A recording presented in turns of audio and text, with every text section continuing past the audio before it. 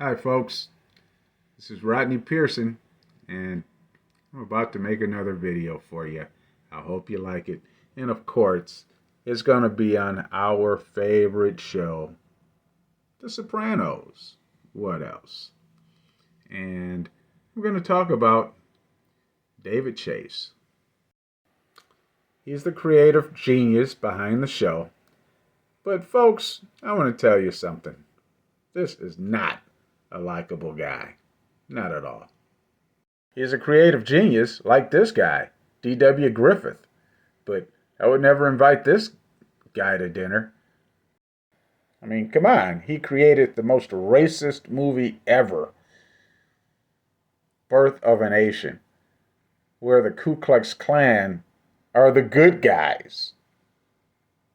You got to give credit where credit is due. The Sopranos, I mean, most series, when it's over, it's over and it's done. And you never hear about it again forever because it's over. But not The Sopranos. I mean, it's been 14 years and The Sopranos is still pretty much as popular as it was from the day it ended. I mean, maybe even more popular. And you know what? David Chase, he really loves that. I mean, he loves it. And anything that will mess that staying power up, he really wants to quell immediately. Because he wants this thing to be like a comet and live forever. But you know what? Even if I reveal the secret sauce, which I have already done, it's still going to live forever. So you don't have to be so selfish, David Chase. You don't. But that's just maybe who you are. And maybe that's why this guy hated your guts. Let's hear what Chase has to say about my discovery. You know that I don't know, have you heard this conspiracy on the internet? Rhiannon, AJ's girlfriend, Rhiannon. was a plant by Phil's gang. So when she was at home at the Soprano house when they were sitting on the couch eating potato chips or whatever, and Carmela says we're going to Holston's tonight. She knew about it. Have you heard that? No, I You haven't. never heard that? No. It's You're a big- liar. Really? She was involved in. Yeah. Well, why would she do that? I mean, what's her connection to Phil's people? Listen, I don't know. I didn't make it up. I'm just it's out there, pretty heavy, Yeah.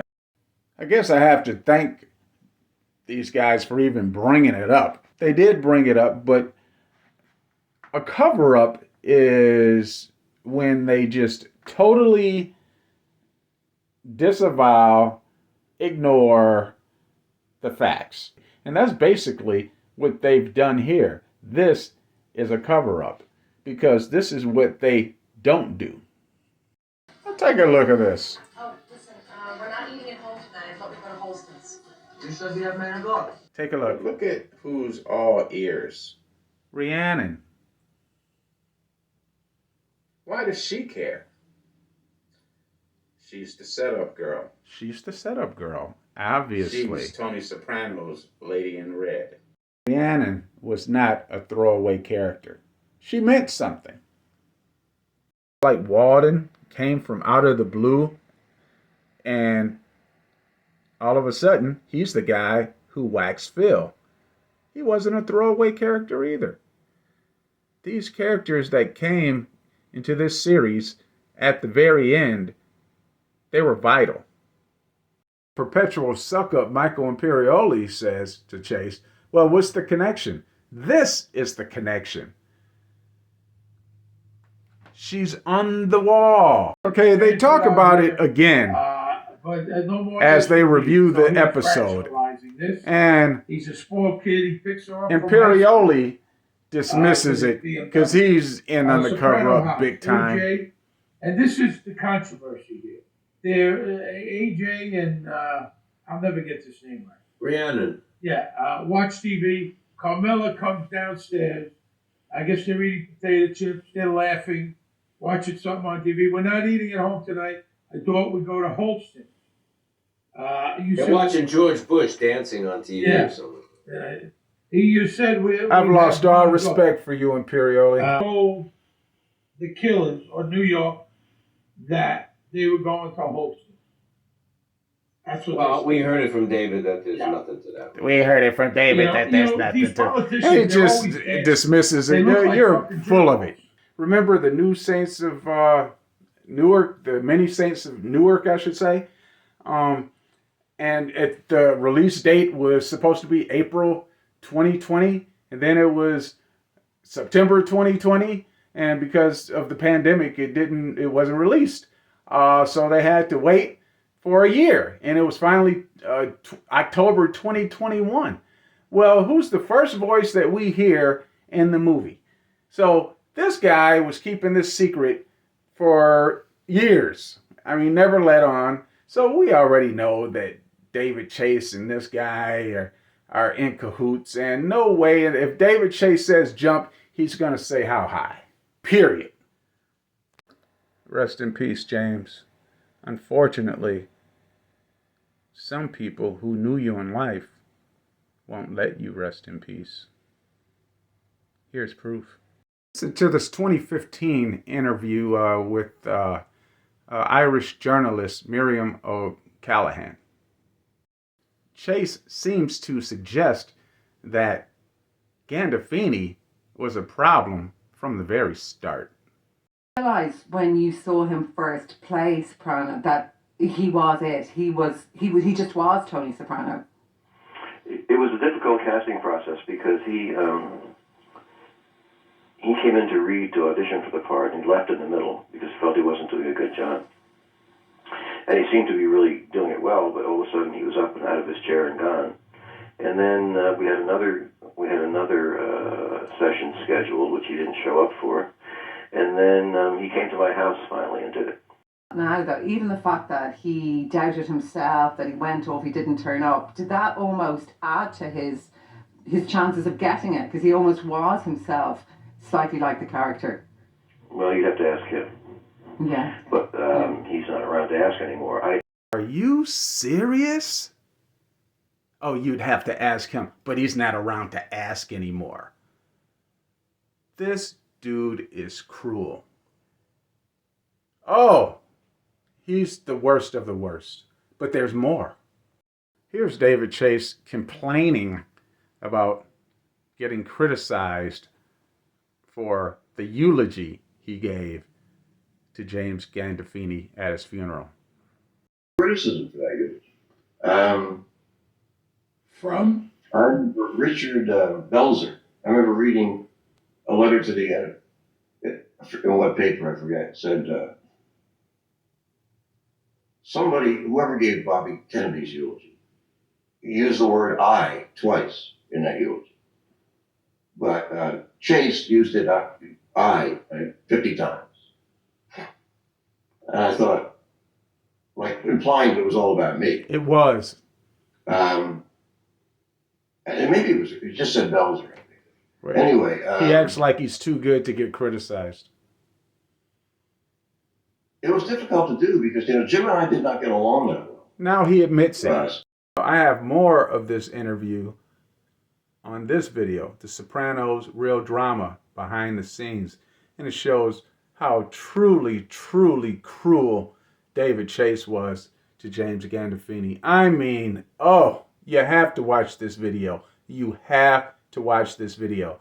But there's something from this video that I'm going to put in this video because it's worth just seeing again. I mean, it's just, the dude is cruel.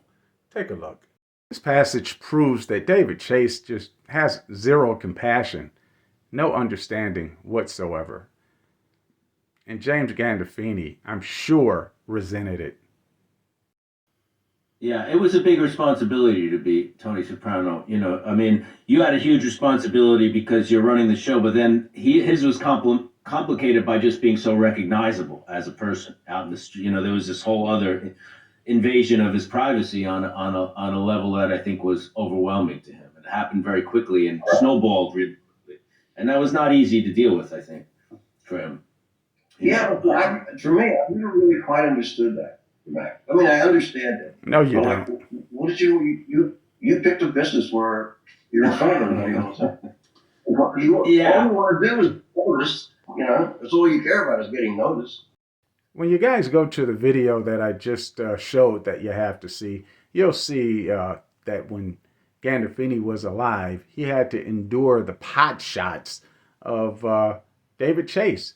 I mean, those heart attack jabs that were inserted in the show, that was just cruel. That was just mean. And what you're about to hear now, I mean, is also cruel and mean, particularly because at this point, James Gandolfini has been dead for years. Years. But yet and still, David Chase is just bitter and will not forget. I mean, can't you just let this stuff rest and die and let James Gandolfini rest in peace? This guy cannot do it. Listen to what he says here. Was, for whatever his personality type was, that was very weird and kind of difficult, or he felt, I don't know what, I mean, I can't speak for him. I don't think people would know about me if not for him, because he did not want to step up and be like the face of the show. This interview was done in 2020, December of 2020. This guy is still blaming James Gandolfini for not doing press on The Sopranos over 10 years later. Are you kidding me? So what, David Chase? You had to do interviews to promote your show. Big deal. Listen to this again. If not for him, because he did not want to step up and be like the face of the show, like most stars would do. Like most stars He didn't would do a lot of press. This guy is, He didn't do a lot of he's press. terrible. Now, this is the last Talking Sopranos episode, and David Chase was interviewed, and guess what? He even talks bad about James Gandolfini on this. And it was made in December of 2021. He is still bitter. Listen. We did a lot of talk about listen to what terrorism. Chase says about Gandolfini. Not a lot. I mean, it wasn't about that, but we did a lot of talk about terrorism and politics. But also, I think Jim was getting darker.